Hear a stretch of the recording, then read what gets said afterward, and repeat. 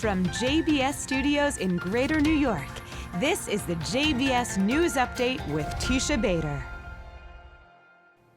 I'm Teisha Bader with the JBS News Update for Friday, June the 14th, 2019. The IDF early this morning retaliated for the rocket fired from Gaza last night that struck a yeshiva in the southern Israeli town of Sderot.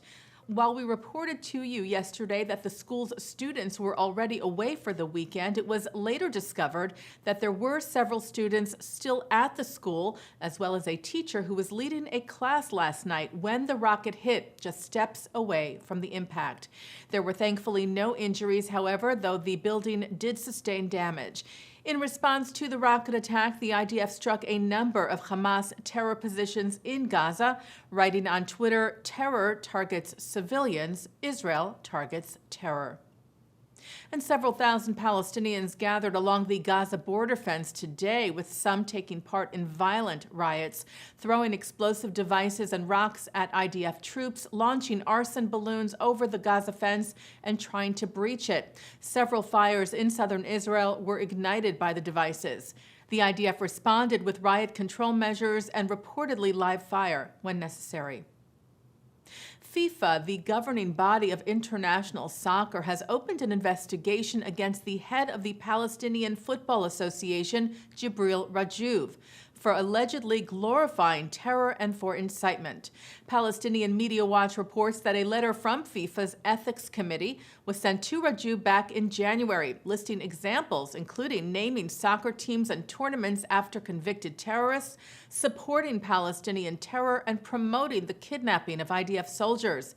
PMW Director Itamar Marcus said instead of using the beautiful game to build bridges and promote peace and coexistence, Rajoub uses his position to incite violence and to promote and glorify terror. He said, "I am hopeful that FIFA will now, once and for all, permanently remove Rajoub from any position in FIFA and cleanse this stain on international football." Rajoub is already serving a 12-month ban for previous incitement. Well, some 250,000 people took part in Tel Aviv's Gay Pride Parade today, among them American actor Neil Patrick Harris, who is this year's International Pride Ambassador. This is the 20th year for the parade in Tel Aviv, which is one of the 10 largest in the world. Israel's official Twitter channel wrote that people from Israel and around the world were coming together to celebrate love and acceptance. The U.S. Senate yesterday unanimously passed a resolution condemning anti-Semitism.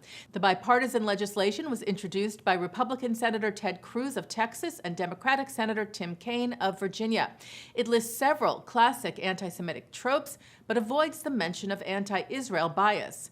Washington director of the Jewish Federations of North America, William Daroff, welcomed the passage, saying by calling out the long history of discrimination and acts of hatred directed against the Jewish people, the Senate has taken a concrete step towards standing up for our community and fighting the scourge of anti-Semitism. New York State Senate passed a bill yesterday banning religious exemptions to vaccinations, ordering parents to vaccinate their children unless there is a medical reason not to. This amidst, of course, the ongoing measles outbreak in New York, with large concentrations of the illness in Orthodox Jewish communities in Brooklyn and Rockland County. New York Governor Andrew Cuomo said, "While I understand and respect freedom of religion, our first job is to protect the public health. And by signing this measure into law, we will help prevent further transmissions and stop this outbreak right in its tracks." State Assemblyman Jeffrey Dinowitz, who spearheaded the bill, tweeted that science has won. Alan Dershowitz was honored last night on the occasion of his 80th birthday, which was earlier this year. He was honored by the Lubavitcher community with the completion of a Sefer Torah.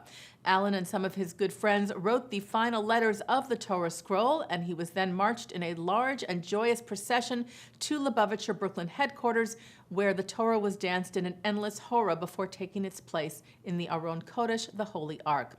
All of us at JBS wish Alan many, many more years of life and strength with which to contribute to Jewish life, and we send warmest Mazel Tov for the Torah being completed and dedicated in his honor.